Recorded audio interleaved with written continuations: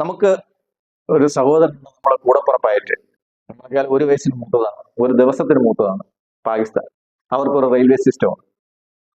നമ്മൾ ഓർമ്മിക്കുകയാണെങ്കിൽ ബോംബെ കടൽ തീരത്തൂടെ കടന്നു വന്ന് ഇന്ത്യയിലെ റെയിൽവേ ശൃംഖലകൾ ആക്രമിച്ച് നൂറുകണക്കിന് ആൾക്കാരെ ബലി കൊടുത്ത ഒരു പാരമ്പര്യം ആ രാജ്യത്തിനുണ്ട്. നമ്മൾ തിരിച്ചടിച്ചില്ല. അന്ന് മൻമോഹൻ സ്റ്റോപ്പ് എന്ന് സോണിയ പറഞ്ഞു, സോണിയ സ്റ്റോപ്പ് എന്ന് സോണിയ എടുത്ത് വേറെ ആരോ പറഞ്ഞു. അങ്ങനെ നമ്മൾ ഒന്നും ചെയ്തില്ല.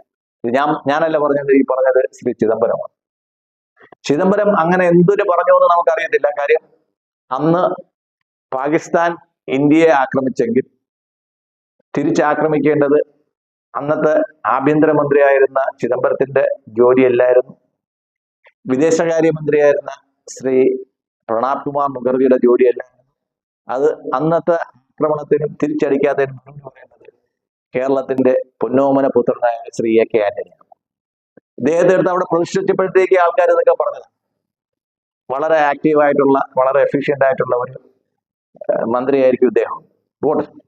ഇപ്പൊ ഞാൻ പറഞ്ഞു വന്നത്, നമ്മളെ പാകിസ്ഥാന് ഒരു ട്രെയിനുണ്ട്. ട്രെയിനിന്റെ പേര് ജാഫർ എക്സ്പ്രസ് ആണ്. കൊറ്റയ്ക്കും പെഷവാറിനും ഇടയ്ക്ക് ഓടുന്ന ഒരു ട്രെയിനാണ്. ആ ട്രെയിൻ ഈ ഒരു വർഷത്തില് 4 പ്രാവശ്യം ആക്രമിക്കപ്പെട്ടു. മാർച്ചില് അതിനെ ഹൈജാക്ക് ചെയ്തു.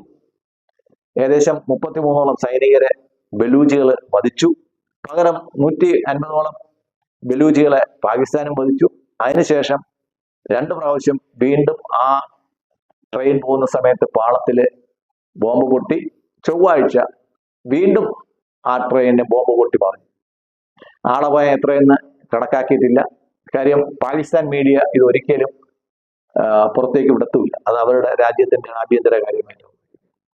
ഇപ്പോൾ നമ്മൾ പറഞ്ഞു വന്നത്, ഇന്ത്യയുടെ അകത്ത് വന്ന്, ഇന്ത്യയുടെ അതിർത്തി ഭേദിച്ച് കടലിൽ കൂടെ വന്ന് ഇന്ത്യയുടെ വ്യാവസായിക തലസ്ഥാനമായ ബോംബെയുടെ റെയിൽവേ ശൃംഖല മുഴുവൻ തകർത്ത് 2 ദിവസം അഴിഞ്ഞാടിയ അർമാദിച്ച പാകിസ്ഥാന് കിട്ടുന്ന ഫലം ഇങ്ങനെയാണ്. നമ്മുടെ കേരളത്തിനൊരു ചൊല്ലുണ്ട്, കൊടുത്താൽ കൊല്ലത്തും കിട്ടും. ഇതിപ്പോ തിരിച്ചാണ്, കൊടുത്താൽ ഒറ്റയിലും കിട്ടും.